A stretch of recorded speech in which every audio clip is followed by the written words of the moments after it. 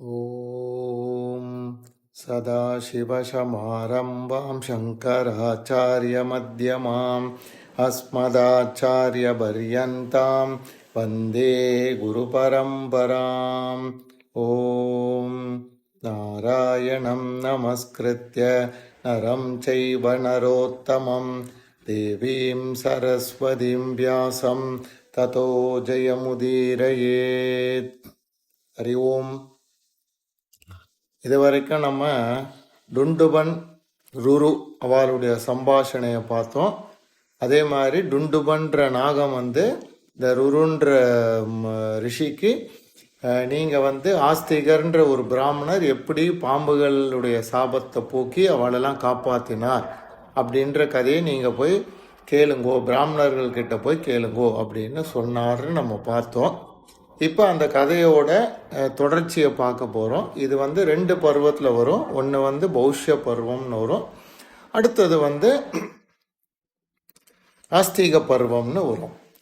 இது எதுக்கு நான் சொல்கிறேன் அப்படின்னா, இந்த பௌஷ்ய பருவமும் ஆஸ்திக பருவமும் இதில் வர கதைகள் எல்லாம் ஒன்றுக்கொன்று பிணைக்கப்பட்டது. அதாவது ஒவ்வொருத்துக்கும் ஒரு காரணம் இருக்கும். மகாபாரதத்தில் வர கதைக்கு காரணம் இருக்கும்னு நான் முன்னையே சொல்லியிருக்கேன்.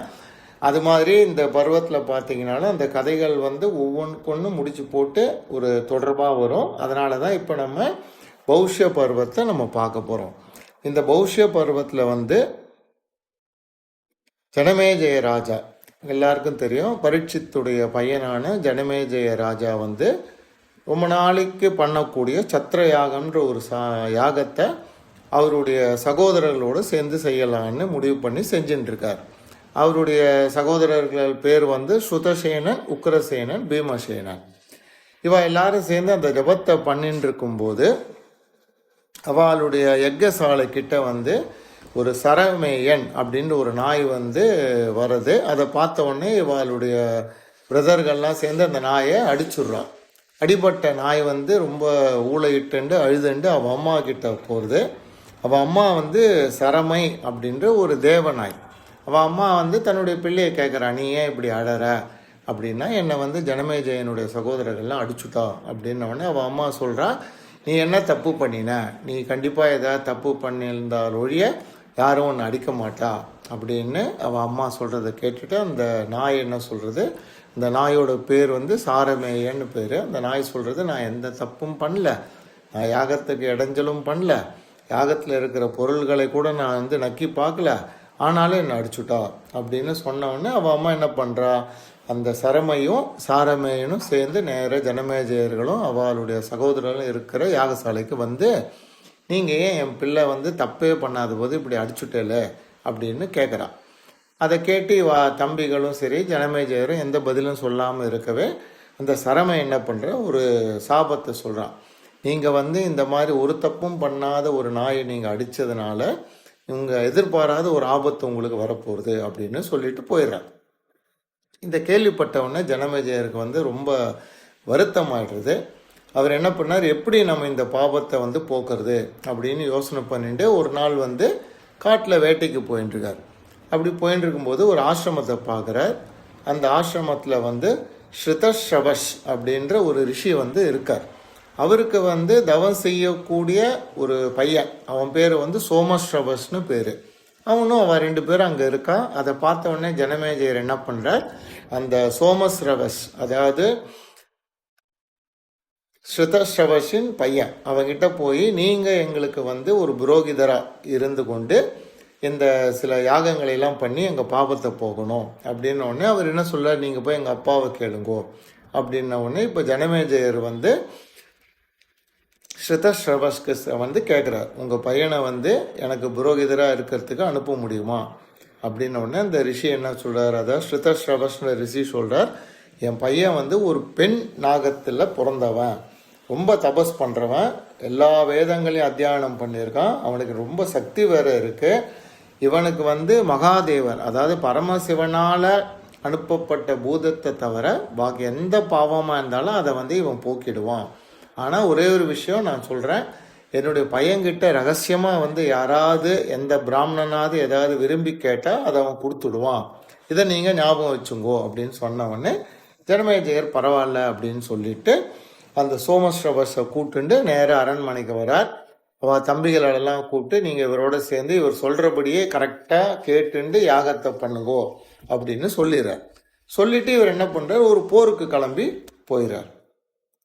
இந்த சமயத்தில் அவள் இருக்கிற நகரத்திலேயே வந்து அயோதர் அப்படின்ற ஒரு தௌமியர்ன்ற ஒரு ரிஷி இருக்கார். அயோதர் அப்படின்னா இரும்பு போல கரம் உள்ளவர்னு அர்த்தம். இந்த தௌமியருக்கு பேர் வந்து அயோதர் தௌமியர் அப்படின்றதான் பேர். அந்த ரிஷிக்கிட்ட வந்து 3 சிஷ்யர்கள் வேலை பண்ணிட்டு இருக்கா.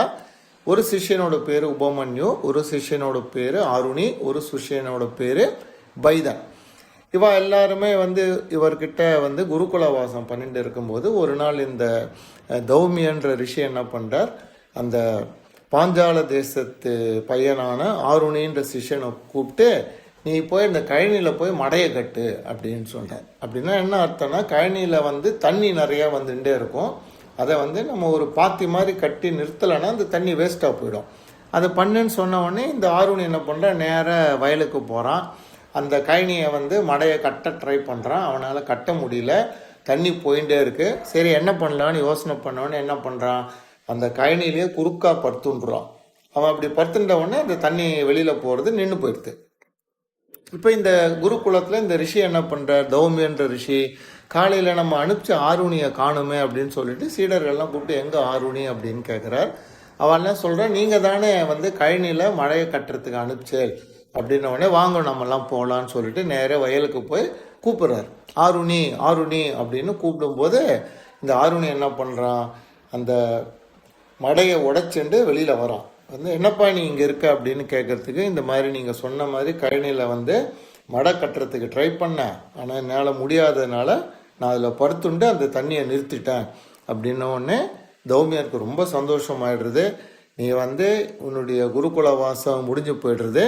நீ இந்த தண்ணியை வந்து அதுலேருந்து எழுந்து வேகமாக வந்ததுனால உனக்கு வந்து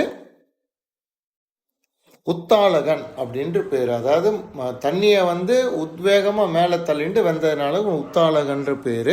அதனால் உன்னுடைய படிப்பு இதோடு முடிந்து போயிடுது, நீ வந்து உங்கள் ஊருக்கு போகலாம் அப்படின்னு சொன்னவொடனே அவன் என்ன பண்ணுறான், குருவை வந்து நமஸ்காரம் பண்ணிவிட்டு அவன் வேறு ஊருக்கு போயிடுறான். அடுத்து என்ன பண்ணுறார், இந்த தௌமியர் இன்னொரு சிஷ்யனான உபமன்யுன்னு ஒருத்தன் இருக்கான். அவனை கூப்பிட்டு என்ன பண்ணுறார், குழந்தை நீ வந்து நம்ம ஆசிரமத்தில் இருக்கிற பசுக்களை எல்லாம் போய் மேய்ச்சிட்டு வா அப்படின்னு சொன்னவொடனே உபமன்யு சரின்னு சொல்லிட்டு பசுக்களை கூட்டின்னு போகிறான். பசுக்களை கூட்டின்னு போயிட்டு சாயந்தரம் வரும்போது இந்த தௌமியர் பார்க்குறார், உபமன்யு வந்து காலையிலேருந்து பசுவை மேய்ச்சதுக்கான டயர்டே இல்லாமல் ரொம்ப புஷ்டியாக இருக்கான். இவருக்கு ஆச்சரியமாக இருக்குது, ஏன்பா நீ தான் பசு மேய்க்க போனியே, நீ எப்படி இவ்வளோ புஷ்டியாக இருக்க, நீ என்னத்தை சாப்பிட்ட அப்படின்னு கேட்டவுடனே அவன் என்ன சொல்கிறான், குருவே நான் பசுவை மேய்க்க விட்டுட்டு நான் போய் கிராமத்தில் போய் பிட்சை எடுத்து சாப்பிட்டேன் அப்படின்னா குரு சொல்கிறார், நீ எடுக்கிற பிட்சை இனிமேட்டு என்கிட்ட கொடுக்கணும், என்னுடைய அனுமதி இல்லாமல் நீ சாப்பிடக்கூடாது சொல்லிடுற. சரின்ன உடனே உபமன்யு மறுநாள் பசுவை மேய்க்கிறதுக்கு போகிறான். சாயந்தரம் வரான், அதே மாதிரி புஷ்டியாக இருக்கான். உடனே இந்த குரு பார்க்குற, நீ இன்னைக்கு என்னத்தை சாப்பிட்ட அப்படின்றார்.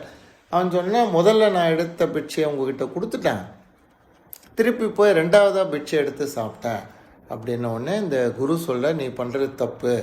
ஏன்னா நீ 2வது வாட்டி பிட்சை எடுத்ததுனால கிடைக்க வேண்டிய பிட்சை சில பிராமணாளுக்கு கிடைக்காம போயிருக்கும். அதனால் இனிமேட்டு நீ 2வது பிட்சை எடுத்து சாப்பிடக்கூடாது அப்படின்னா உபமன்யு சரின்னு சொல்லிட்டு மறுநாள் பசுவை மேய்க்கிறதுக்கு போகிறான். சாயந்தரம் வரான், அதே மாதிரியே புஷ்டியாக இருக்கான். குருவுக்கு ரொம்ப ஆச்சரியம், என்னப்பா நீ வந்து பிட்சை எடுக்கலை, 2வது பிட்சை எடுக்கலை, நீ எப்படி இப்படி புஷ்டியாக இருக்கன்னு உடனே, குருவே நான் பசுவோட மடியிலேருந்து வந்த பாலை குடிச்சிட்டு இப்படி இருக்கேன் அப்படின்னு சொன்னோடனே குரு சொல்கிறார், நீ எப்படி வந்து என் ஆசிரமத்துக்கு சொந்தமான பசுக்களை மேய்க்க போயிட்டு அதனுடைய பாலை நீ குடிக்கலாம், அப்படி நீ குடித்ததுனால இந்த கன்றுகளுக்கெல்லாம் பால் இல்லாமல் போயிடுமே, இனிமேட்டு நீ என்னுடைய சம்மதம் இல்லாமல் பாலை குடிக்கக்கூடாது அப்படின்ட்டு. சரின்னு சொல்லிட்டு மறுநாளும் மாடு மேய்க்க போகிறான். திரும்பி வரான், புஷ்டியாக இருக்கான். குரு கேட்குறாரு, என்ன நீ என்னத்தை சாப்பிட்ட, ஏன் இப்படி புஷ்டியாக இருக்க அப்படின்னா, குருவே மாடுடைய மடியிலேருந்து கன்றுகள்லாம் பாலை குடிச்சுது, பாலை குடிச்சிட்டு அந்த கன்றுகள் என்ன பண்ணிட்டு அது அதிகமாக குடித்த பாலை வாய் ஓரமாக ஒரு நுரையாக தள்ளித்து, அதை வந்து நான் சாப்பிட்டு இப்படி வந்து புஷ்டியாக இருக்கேன் அப்படின்னு ஒன்று குரு சொல்கிறார், நீ பண்ணது ரொம்ப தப்பு. அந்த கன்றுகள் வந்து உன் மேலே உள்ள பரிதாபத்தினால அம்மா கிட்டேருந்து பாலை நிறையா குடிச்சிட்டு உனக்கு அதை வந்து கொடுத்துருக்கு.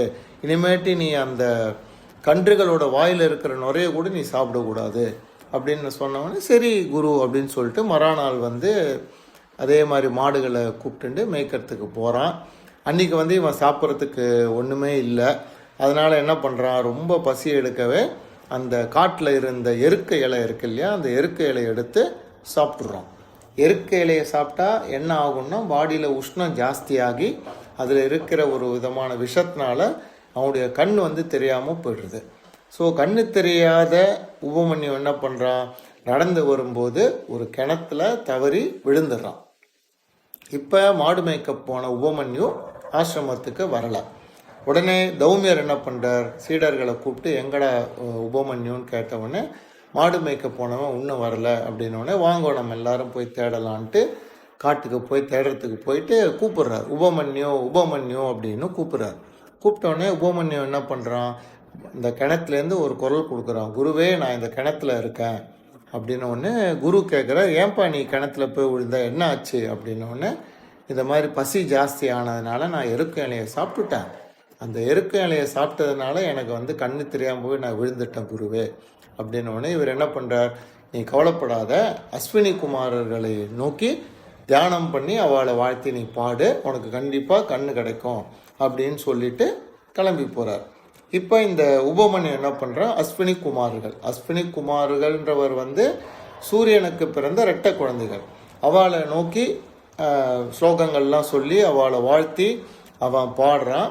அந்த அவன் வாழ்த்தி பாடின அஸ்வினி குமார்களுடைய ஸ்லோகத்தின் அர்த்தத்தை நான் பின் ஒரு கதையாக உங்களுக்கு சொல்கிறேன்.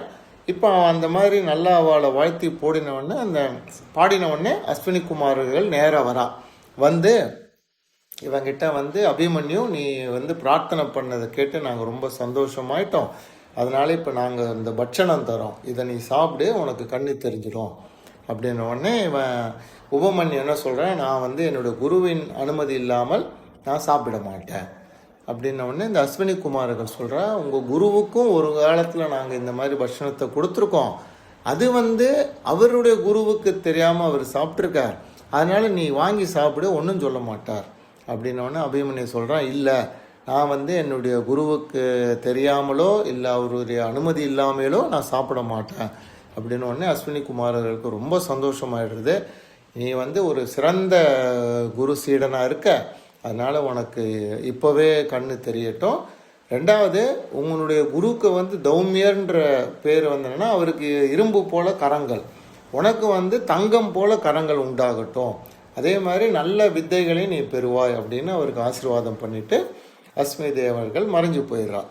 இப்போ கண்ணு கிடைச்ச உபமன்யு என்ன பண்ணுறான், நேராக குருக்கிட்ட வந்து அவருக்கு நமஸ்காரத்தெல்லாம் பண்ணி, நீங்கள் சொன்ன பிரகாரமே நான் பிரார்த்தனை பண்ணேன், எனக்கு வந்து கண்ணும் கிடைச்சிட்டு இந்த மாதிரி ஆசீர்வாதமும் கிடைச்சிட்டுன்னு சொன்ன உடனே தௌமியர் என்ன பண்ணுற, நீ ரொம்ப பாக்கியவான், எல்லாரும் உனக்கு எல்லா விதமான ஆசீர்வாதங்களும் சொல்லி எல்லா வேதங்களுடைய அர்த்தமும் உனக்கு இப்போ புரிஞ்சு போயிட்டு நீ இனிமேட்டு உங்கள் ஊருக்கு போய் உனக்கு என்ன வேணுமோ நீ பண்ணலாம் அப்படின்னு சொல்லிடுறார். இப்போ இந்த தௌமியர் என்ன பண்ணுறார், மூணாவதாக ஒரு சிஷ்யன் இருக்கான், அவன் பேர் வந்து பைதன்னு பேர். இவர் அந்த பைதனை பார்த்து, குழந்தாய் நீ கொஞ்ச நாளைக்கு இந்த ஆசிரமத்திலே நான் சொல்லக்கூடிய வேலைகள் எல்லாம் பண்ணிட்டு இங்கே இரு அப்படின்னு சொல்லிடுறார். அதுக்கப்புறம் அந்த பைதனுக்கு வந்து ஏகப்பட்ட வேலைகளை கொடுக்குறார். எப்படின்னா மாடு எப்படி ஒரு பொதியை சுமக்குமோ அந்த அளவுக்கு அந்த பைதனுக்கு வந்து வேலைகளை ஆசிரமத்தில் கொடுக்குறா. அவன் வெயில்லையும் மழையிலையும் எல்லா விதமான கஷ்டங்களையும் பொறுத்துண்டு இவர்கிட்ட குருகுலத்தை செஞ்சுட்டு இருக்கான். அப்படி பண்ணிட்டு இருக்கும்போது ஒரு நாள் இந்த தௌமியன்ற குரு என்ன பண்ணுற, அவனை பார்த்துட்டு நீ வந்து இதுக்கு மேலே நீ இங்கே குருகுலத்தில் இருக்க வேண்டிய அவசியம் இல்லை, ஏன்னா நீ வந்து எல்லா கஷ்டங்களையும் குருவை முன்னிட்டு பொறுத்து கொண்டு நீ எல்லாத்தையும் பொறுத்துண்டு இருந்ததுனால உனக்கு எல்லா ஞானமும் வந்துடுத்து, நீ வந்து எல்லாத்தையும் தெரிஞ்சவனாக ஆயிட்ட, அந்த உனக்கு நடந்த குருகுல வாசம் இதோடு முடியுறது, நீ இனிமேட்டு உனக்கு எந்த ஊருக்கு நீ போகணுமோ அந்த ஊருக்கு நீ போய் உன்னுடைய வாழ்க்கையை நீ வந்து தொடரலாம் அப்படின்னு அவனுக்கும் வந்து ஆசீர்வாதத்தை பண்ணி அனுப்பிச்சுட்றார். இப்போ இந்த தௌமியன்ற ரிஷிக்கிட்டேருந்து குரு சிக்ஷை வாங்கிட்டு வெளியில் வந்த பைதன் என்ன பண்ணுறார், அவர் ஒரு ஆசிரமத்தை ஆரம்பித்து அவர் கிரகஸ்தாசிரமத்தில் இருந்துட்டு நிறைய சிஷ்யர்களுக்கு வேதங்கள் எல்லாம் சொல்லி கொடுத்து பாடங்களை சொல்லி கொடுத்து வந்துட்டுருக்கார். அப்படி வந்துட்டு இருக்கும்போது அவர்கிட்ட 3 சிஷ்யர்கள் வேலை செய்யறதுக்கு வரா. அந்த சிஷ்யர்களில் ஒருத்தரான உதங்கர் என்பவர் தான் இந்த ஜனமேஜயன், அதாவது பரீட்சித்தின் மகனாகிய ஜனமேஜயன் சர்ப்பயாகம் செய்வதற்கு காரணமாக இருந்தவர்.